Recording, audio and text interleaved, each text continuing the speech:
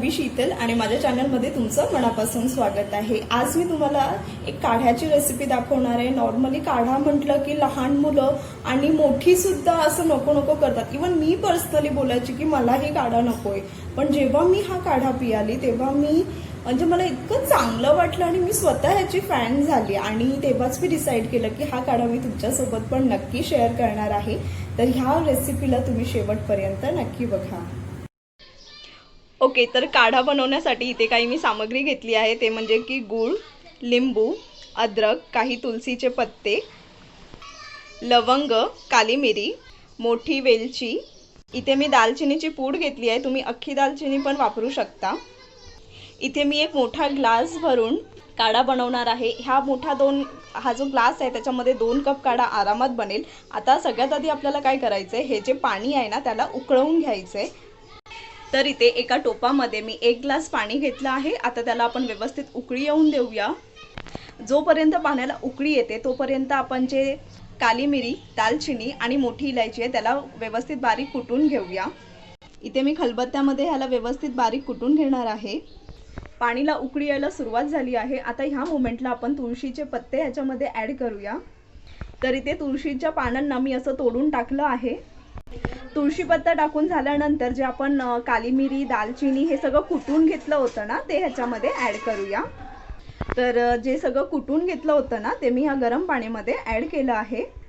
दालचिनीची already powder केलेलीच होती म्हणून मी आता ही ॲड करणार आहे। वेलची पूड ॲड करून झाल्यानंतर ह्याला थोडंसं अजून उकळी येऊ द्या, तोपर्यंत आपण अद्रकला कुटून घेऊया। इथे मी एवढं अद्रक घेतलंय, काढा आहे बट ऑब्वियस अद्रक आपल्याला जास्तच यूज करायचं आहे। तर ह्याला आता व्यवस्थित आपण बारीक कुटून घेऊया।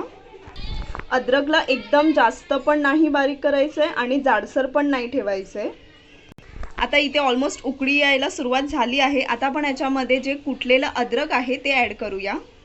ह्याच्यामध्ये मी अद्रकला ॲड केलं आहे आणि थोडंसं ह्याला मिक्स करून बारीक गॅसवर ह्याला व्यवस्थित उकळी येऊन देऊया। 2 मिनटं उकळी आल्यानंतर आपण ह्याच्यामध्ये गूळ ॲड करणार आहोत। गूळ मी ह्याच्यामध्ये टाकलं आहे। आता गूळ विरघळेपर्यंत आपल्याला ह्याला व्यवस्थित हलवून घ्यायचं आहे। आता हा जो काढा आहे तो ऑलमोस्ट आपल्याला 10 मिनिटासाठी त्याला कड काढून घ्यायचं आहे, कारण की आता ह्याच्यामध्ये आपण 1 ग्लास पूर्ण पाणी घेतलं होतं, पण त्याला आपल्याला इतकं आठवायचं आहे ना की तो अर्धा ग्लास झाला पाहिजे।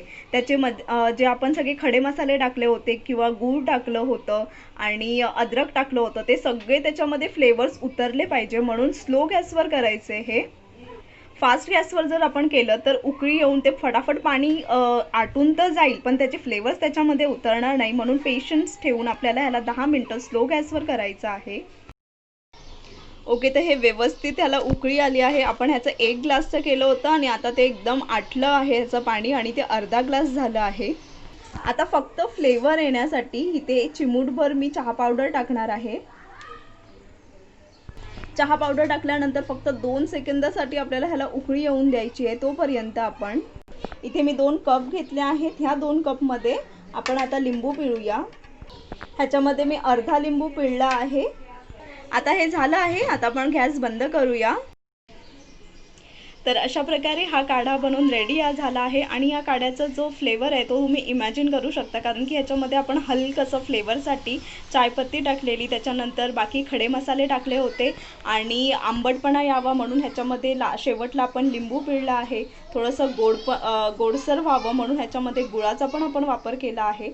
आणि ही जी रेसिपी आहे ती माझ्या एका फ्रेंडची आहे जिचं नाव आहे नेहा।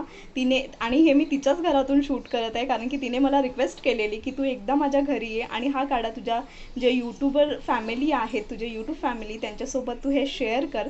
सो आज मी तिच्याकडे आली आणि तिने हा काढा आपल्याला बनवायला शिकवला आहे। तर हा काढा तुम्ही तुमच्या घरीसुद्धा ट्राय करा। आता जी सिच्युएशन आहे कोविड-19ची त्या सिच्युएशनसाठी हा खूप परफेक्ट आहे काढा, पण तुम्ही हा आठवड्यातून 2च दिवस पिया, कारण की जास्त आपण खडे मसाले पण रोज सेवन केलेलं चांगलं नाही आहे। आणि असं नाही की ह्या सिच्युएशनमध्येच आपल्याला हा काढा पियायचा आहे। जर सर्दी किंवा गळ्यामध्ये खवखवत असेल ना तेव्हासुद्धा हा तुम्ही काढा पियालात तरीसुद्धा चालेल। तर कशी वाटली ही रेसिपी हे मला कमेंट बॉक्समध्ये नक्की कळवा आणि रेसिपी आवडली असेल तर माझ्या चॅनलला लाईक करा, सबस्क्राईब करा आणि कमेंट करा। तर चला परत भेटूया एका नव्या व्हिडिओसह। Till then bye.